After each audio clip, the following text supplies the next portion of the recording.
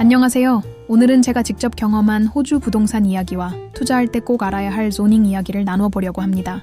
2010년, 저는 호주 중산층이 많이 사는 동네에 80만 불짜리 집을 샀습니다. 그리고 15년이 지난 지금 그 집의 가치는 240만 불이 되었죠.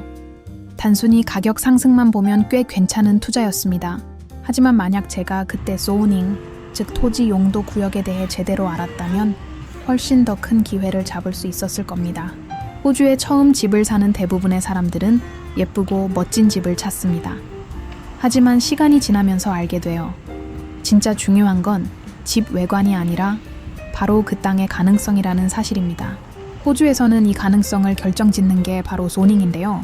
R2, 저밀도 주거지역, 단독주택 위주, 조용하지만 개발에 제한이 많습니다. R3, 중밀도 주거지역, 타운하우스, 빌라, 저층 아파트 가능하며 R2 지역에 비해 가치 상승 가능성이 큽니다. R4, 고밀도 주거지역, 고층 아파트 가능, 도심이나 교통 요지에 많지만 경쟁 치열하며 층수 제한에 따라 가치 차이 큽니다.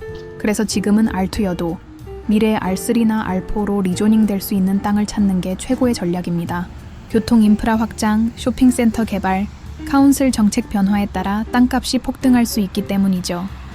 바로 이게 호주 부동산의 숨은 기회이자 리조닝 대박의 출발점입니다.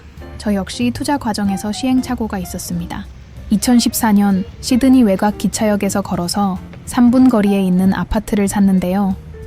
지금 그 집은 당시 산 가격 정도만 받으면 잘 받는 수준입니다. 만약 같은 지역에서 아파트 대신 주택을 샀다면 지금쯤 2배 이상 올랐을 겁니다. 물론 모든 아파트가 가치가 없다는 건 아닙니다.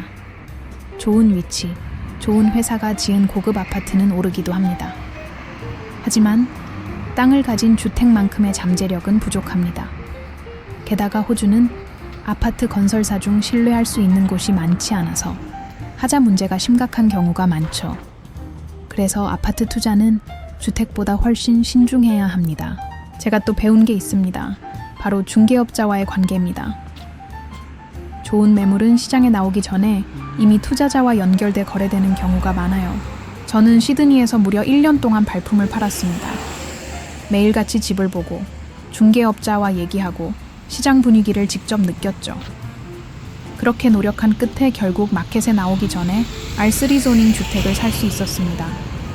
이 과정에서 깨달은 건 단순히 집을 보는 게 아니라 사람을 보는 것, 즉 중개업자와의 신뢰가 투자 성공의 열쇠라는 사실이었습니다.